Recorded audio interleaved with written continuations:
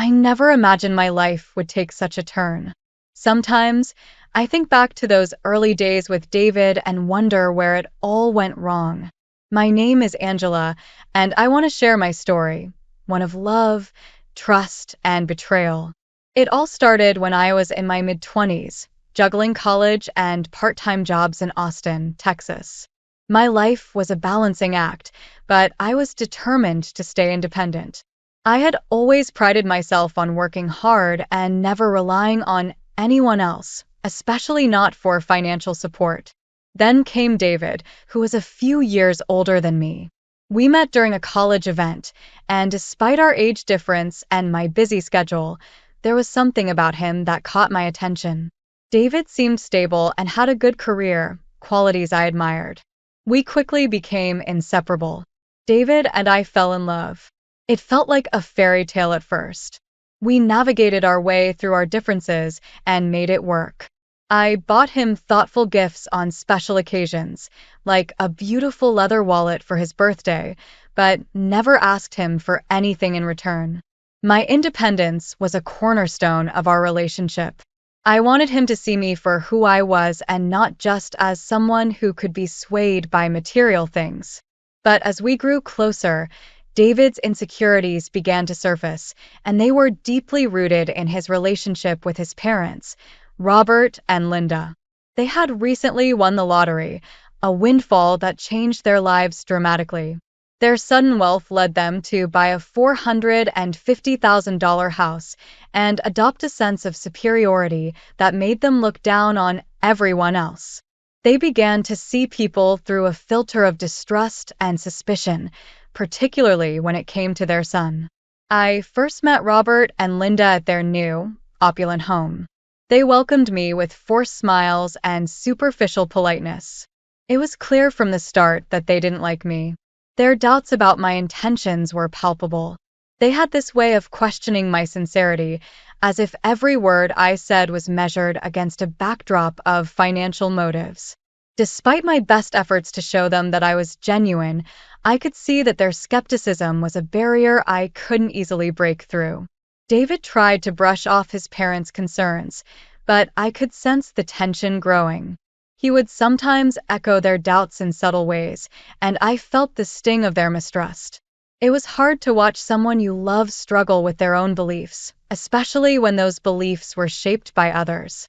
Despite my growing concerns, I chose to be patient and hoped that over time, they would see my true intentions. The first major crack in our relationship appeared on David's birthday. I had been planning the perfect gift, a high-end camera that David had been eyeing for months. I saved up for it and was excited to see his reaction. When the day arrived, I hoped this gesture would show him how much I cared. We went over to his parents' house to celebrate. David eagerly showed off the camera to Robert and Linda, hoping for their approval. But instead of delight, their reaction was cold and accusatory. They didn't even try to hide their disdain. "Oh, how convenient," Robert said with a smirk. "Just what David needs, another expensive toy." Linda chimed in, her voice dripping with sarcasm. "It's amazing how generous you can be when it's someone else's money, isn't it?" David's face fell. I looked at him, hoping he would step in and defend me. Instead, he fell silent, his eyes cast downward. His hesitation was like a knife to my heart. In that moment, I felt completely alone, exposed to the very people who were supposed to support us. The silence that followed was suffocating. David's parents continued their barrage of insinuations, and David sat there, a passive participant in their cruel game. The joy I had hoped to share with him was replaced by a heavy, painful silence. The hurt was not just from their words, but from David's unwillingness to stand up for me. As I left that night, I couldn't shake the feeling that something fundamental had changed. The seed of doubt planted by David's parents had taken root, and I was beginning to see the consequences of their toxic influence on our relationship. What started as subtle mistrust had now become an open, festering wound. The question was no longer just about whether David loved me, but whether he could truly trust me despite the poison planted in his mind. This was just the beginning, and I had no idea how deep the rift would grow or how it would all play out. All I knew was that the trust one thought we had built was now hanging by a thread, and the future of our relationship seemed increasingly uncertain. The cracks in our relationship grew wider with each passing day. I kept hoping that time would heal the wounds and that David would come to see how much I loved him, despite the shadows cast by his parents. But instead, things only seemed to get worse. David's birthday had been a turning point, but I didn't realize just how significant until a few weeks later. The tension in our home was palpable. David was more withdrawn, and the once simple joy of being together was now clouded by unspoken doubts and arguments. It was clear that the influence of his parents was taking a serious toll on our relationship. One evening, as we were sitting on the couch after dinner, David finally spoke up about what had been bothering him. "Angela, do you really understand what my parents are saying about you?" he asked, his voice heavy with uncertainty. I looked at him, my heart sinking. "David, I've heard what they've said. It's hurtful and unfair, but I thought we were stronger than this. I thought you knew me better." He shook his head. "It's not just about what they say. It's what I've been feeling. They keep suggesting that you're with me for my money. And I don't know if I can ignore it anymore." I felt a lump in my throat. "David, I've worked hard to show you that I'm here for you, not your money. But if you're starting to believe what they say, then where does that leave us?" The conversation ended in tears, with David retreating to his side of the bed, leaving me alone with my thoughts. The love that once seemed so certain was now shrouded in doubt and mistrust. I wanted to fight for us, but it felt like I was fighting against David's own insecurities and his parents' relentless negativity. The next major event was David's birthday party, which I had hoped would be a fresh start. I bought him an expensive camera, something he had always wanted. I thought it would be a perfect gift to show him how much I cared and to mend the rift that had formed. We planned a small celebration at his parents' house, and I was determined to make it a special occasion. When we arrived at Robert and Linda's lavish home, I tried to stay positive, hoping that this gift might shift their perception. David was visibly excited as he unwrapped the camera and eagerly showed it to his parents. I watched as their faces lit up with forced smiles, but it quickly became clear that the joy was superficial. Robert took one look at the camera and scoffed. "Another high-end gadget. Must be nice to have so much disposable income." Linda's comment was even more cutting.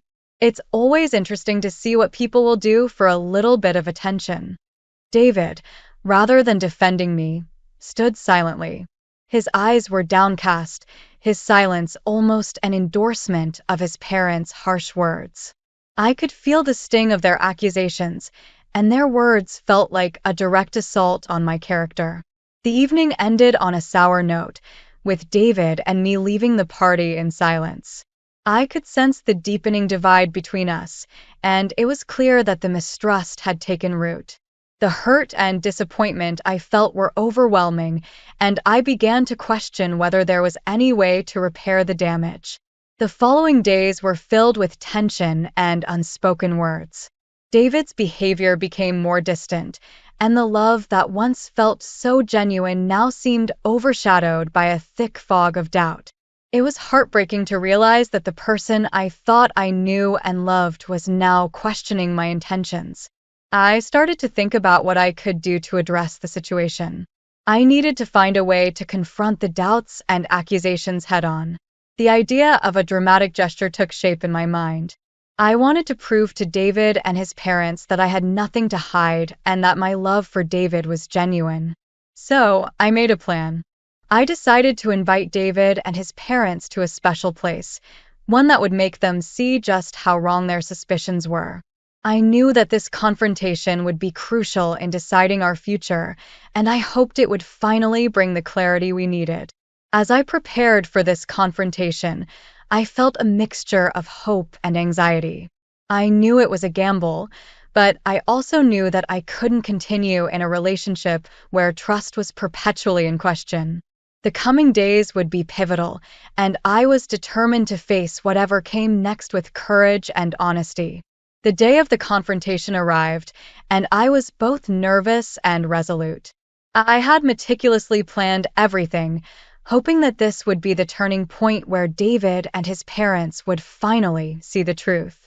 I had invited them to a luxurious estate that had belonged to my late parents. It was a grand house worth $4 million, held in a trust fund that I would inherit when I turned 32. I hoped this would demonstrate that my love for David wasn't about his money, but about him as a person. When David, Robert, and Linda arrived at the estate, their expressions were a mix of curiosity and skepticism. I greeted them warmly, trying to keep my nerves in check. We went through the grand entrance, past the marble floors and opulent decorations, and into the living room where I had set up refreshments. David's eyes widened as he took in the grandeur of the house. "Angela, this place is incredible," he said, though his tone was laced with unease. Robert and Linda exchanged glances, their expressions hard to read. "It's certainly impressive," Robert said, his voice betraying a hint of suspicion. I took a deep breath, feeling the weight of the moment. "There's a reason I wanted to show you all this," I said, trying to keep my voice steady. "I want you to understand that my feelings for David have never been about money." Linda raised an eyebrow. "And what does this house have to do with that?" I led them to the study, where I had set up a few documents and pictures. "This house is part of an inheritance from my parents. It's held in a trust fund, and I will fully inherit it when I turn 32. I wanted to share this with you to show that I have never needed David's money or anyone else's. My love for him is genuine." The room fell silent as they processed the information. I could see the confusion on their faces, and for a moment, I hoped they might understand. David, on the other hand, looked conflicted. He seemed torn between his parents' lingering doubts and the evidence I was presenting. Robert was the first to speak, his voice softer than before. "Angela, I didn't realize this was part of your background, but it still doesn't change how we've seen things." Linda nodded in agreement. "We've been worried about David's well-being, and maybe we were too quick to judge." David looked at me, his eyes searching for answers. "Angela, I never meant to doubt you, but their opinions have weighed heavily on me. I see now that you have your own successes and don't need anything from me." I felt a pang of sadness mixed with hope. "David, I've tried to show you that my love for you is real. But if you're still having doubts, we need to address them directly." The tension in the room was palpable as we continued to talk. Robert and Linda seemed to struggle with accepting that their views might have been misguided, while David was grappling with the realization that his parents' influence had clouded his judgment. As the conversation progressed, it became clear that the damage done by the mistrust was significant. Despite the apologies and attempts to reconcile, I felt a growing sense of resignation. I had hoped this revelation would heal the rift, but instead, it exposed the deep-seated issues that had plagued our relationship. David tried to bridge the gap, but his attempts felt too little, too late. The trust that had been eroded over time couldn't be easily restored, and the hurt from the ongoing doubts was too fresh. I realized that no matter how sincere David's intentions were, the foundation of our relationship had been fundamentally damaged. The evening ended with an uneasy truce. David, Robert, and Linda left the estate with their own thoughts, and I was left alone to reflect on what had transpired. The confrontation had brought some clarity, but also reinforced the painful truth that our relationship was at a breaking point. As I prepared to move forward, I knew that the next steps would be crucial. I had to decide whether to continue fighting for a relationship marred by mistrust or to take a stand for my own self-respect and independence. The choices I faced were daunting, but I was determined to find a path that honored my own values and feelings. The days following the revelation at the estate were filled with turmoil. David's attempts to reconcile were earnest, but the damage done was beyond repair. I couldn't ignore the harsh reality that had unfolded. The seeds of mistrust, once sown, had grown into an insurmountable barrier between us.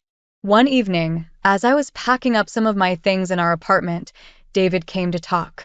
His face was lined with worry, and his voice trembled with the weight of his emotions. "Angela, please, can we talk?" he asked, his eyes pleading. I nodded, setting down the box I was packing. "What is it, David?" "I know I made mistakes," he began, struggling to find the right words. "I didn't stand up for you like I should have. I let my parents' opinions cloud my judgment, and I'm truly sorry for that."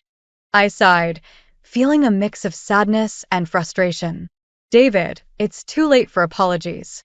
The trust between us was shattered long before this revelation. I needed you to believe in me, not just to hear me, but to actually trust me." David's shoulders slumped. "I understand that now. I see the damage that's been done. But I'm willing to do whatever it takes to fix this, if you'll give me a chance." I looked around the apartment, filled with memories and broken dreams.